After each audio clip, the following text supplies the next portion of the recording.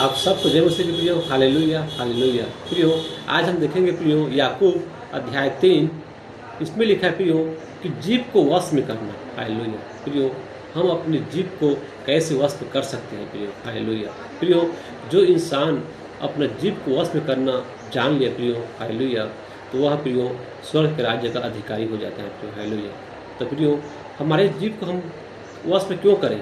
Hallelujah. ये प्रश्न है प्रियो, हम अपने जीभ में ऐसे क्या बोलते हैं जिसको हमें वश में करना चाहिए? हालेलुया।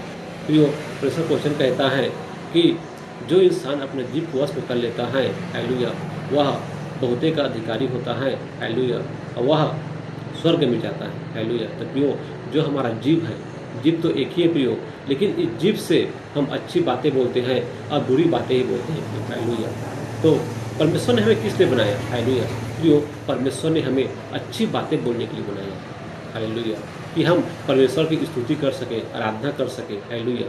उनके सुसमाचार को लोगों तक पहुंचा सकें। हालेलुया। इसलिए हमें यह जीभ दिया प्रियो। हालेलुया।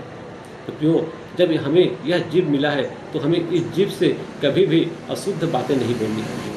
हालेलुया। अशुद्ध बातें क्या है प्रियो? कि जो गलत हो, किसी को मान के चलो, किसी इंसान को हम देखकर उसको भला बुरा करेंगे। हालेलुया। उसके गाली गलौज करेंगे, बेविचार देखेंगे। हालेलुया। तो अनाप शनाप बोलेंगे प्रियो, या तो किसी की चाली चुगली करेंगे प्रियो। हालेलुया। यह सब अशुद्ध बातें प्रियो। हालेलुया। हमें ऐसा नहीं करना है। हालेलुया। प्रियो, इसको वचन के माध्यम से जानते हैं प्रियो। वचन में क्या लिखा है? हालेलुया।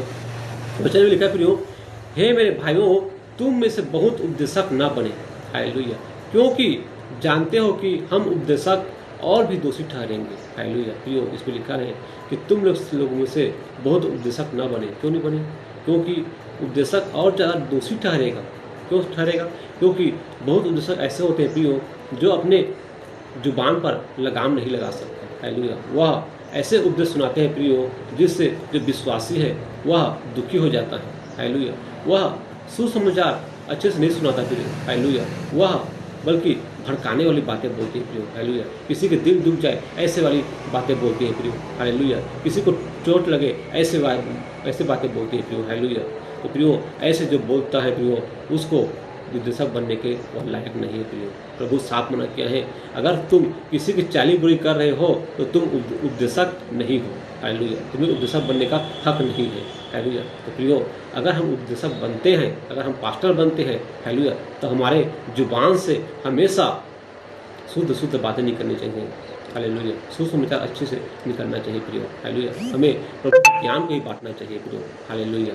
प्रियो, और लिखा है, इसलिए कि हम सब बहुत बार चूक जाते हैं। क्योंकि बहुत बार चूक जाते हैं सबसे प्रियो, इसलिए अगर जो चूकता नहीं है, जो अपनी जुबान को कंट्रोल में करता है प्रियो, उसी को उपदेशक बनना है प्रियो। हालेलुया।